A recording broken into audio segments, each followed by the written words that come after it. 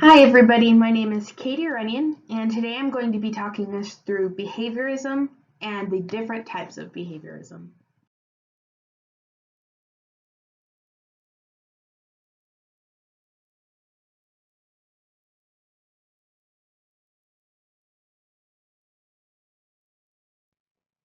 In order to understand behaviorism fully and its different subtypes, we first have to know what it is. Behaviorism overall, founded by Watson, is the school of psychology that insisted behavior should be psychology's subject matter, and that psychology's goal is the prediction and control of that behavior. All right, our first subtype of behaviorism is radical behaviorism. This is the version that claims that only directly observable events, such as stimuli and responses, should constitute the subject matter of psychology. We do not take into account emotional or mental events.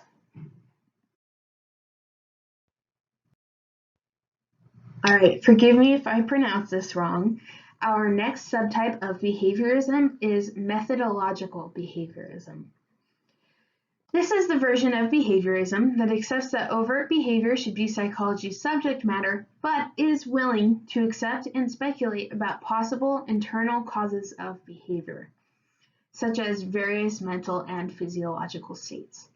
It is typically believed, however, that internal mental events would manifest or present themselves as an overt behavior that can be studied and watched.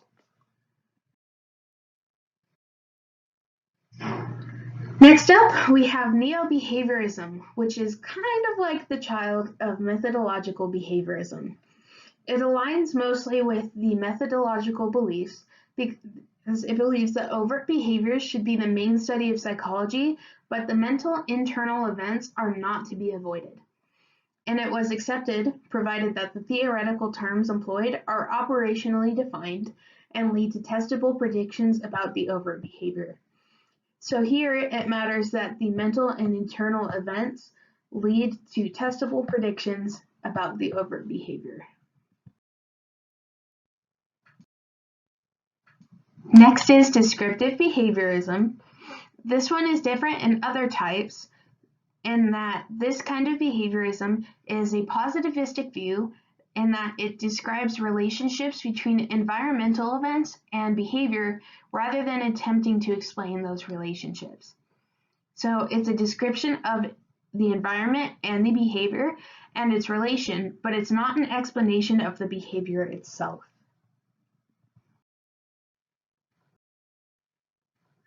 All right, guys, forgive me if I say this wrong again. Next, we're on to purposive behaviorism. Different than other types of behaviorism, this type attempts to explain behavior in terms of its purpose. This is a behavior that is directed towards some goal, and that behavior terminates when the goal is attained. The example we were given in the textbook are rats in the maze.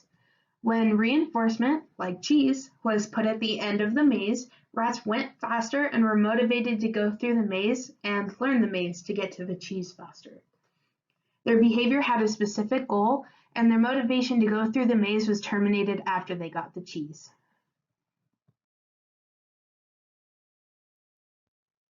Alright guys, this has been my video on the explanation of the different types of behaviorism. I hope I pronounced everything right and cleared some stuff up, hopefully. Thank you.